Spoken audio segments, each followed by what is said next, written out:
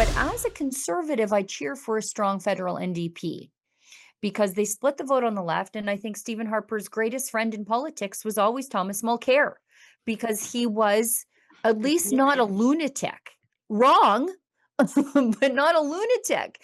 And he sort of split the vote on the left.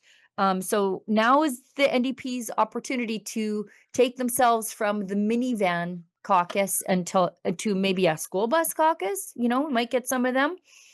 But Avi Lewis, I think, has obviously other plans for the party. I think he's probably the leading candidate for leader. And he says that if we build, man camps and construction camps, that the women of the neighborhood are going to be in big trouble. Let's listen to this age-old anti-male trope.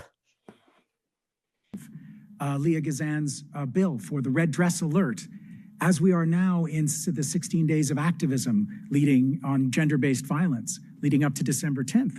All of this talk of nation-building projects that has consumed the oxygen of our political conversation in Canada.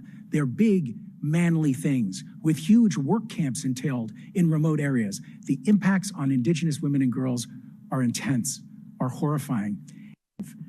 Leah Gazan's bill. Okay, that's enough. I take great offense to this, as all the men in my family work in the oil patch in some form or another, including my son. And this is deeply offensive. These men go there to do their jobs, support their families, put a few bucks in their pocket. They work in terrible, untenable conditions that these soft-handed goofballs like Avi Lewis would never be able to do. Welding on a platform or laying on your back, welding on a pipeline in -40. This guy's hands, they can't handle the cold. They get a little chapped. In the meantime, our men who are building this country are accused of being predators. Get bent. I find this deeply offensive. And normally I'm not someone who gets offended because that means you can't control your feelings. But this sort of stuff is really personal to so many women in the West. And this shows just how much they hate us and the builders and the growers of this country. Go to Chris, because I think you worked in the oil patch at one point, didn't you? Well, I want to be a lot more colorful in my do it. response to what he said. The notion that just because there's men working in an area that women have to be fearful is completely ludicrous. Men I feel are safer, actually. we're genetically predisposed and genetically wired to protect women. When there's something happening, a man gets involved and protects women. It's literally our purpose for existing. If there's a threat to our family, we're the ones that go and fight the criminal or take the bullet or whatever. Guys like that, the people that are condemning masculinity as as the destruction of the West are literally destroying our society. That's it. And we're not talking just like men in the oil field or men in like working men, burly men. We're also talking about men who are man enough to stand up and say something like Christ is king, Right. or some of the more the social issues. So yeah, I mean, there's so much. There's so much. The guy's a dink. He's a complete dink, and he's using fear and rage baiting to try and change people's minds in order to gain political favor. And I really don't think it's going to work, because we're seeing a resurgence of masculinity these days. We really are. There's no, you know what? A guy like Avi Lewis, I look at him and I'm like, that's toxic femininity Yes. that I'm seeing there. It's not toxic masculinity. Toxic masculinity is women and children first, apparently, according to this guy. I feel safer when there are a bunch of strapping blue collar men around.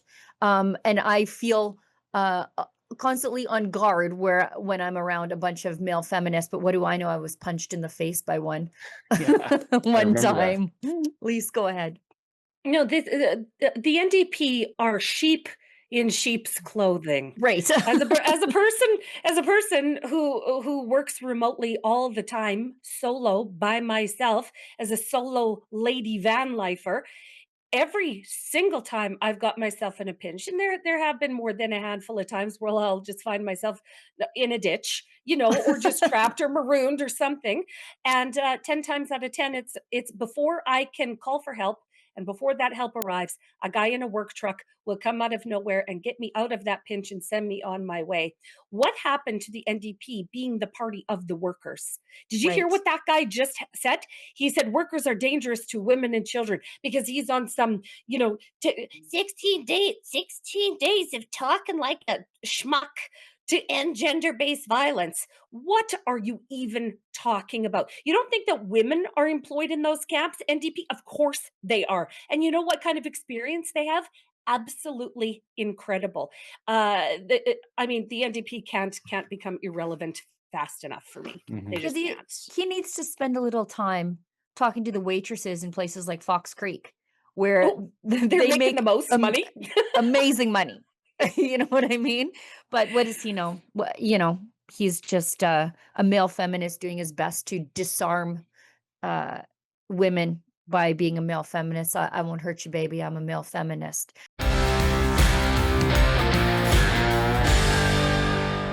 You like the hat? Me too. Same strong message about making Canada great again, but in a really cool color, black and gold. There's other colors available, and it's an all Canadian site. So if you want to signal your tribe or trigger a liberal, go to mcgahats.ca today.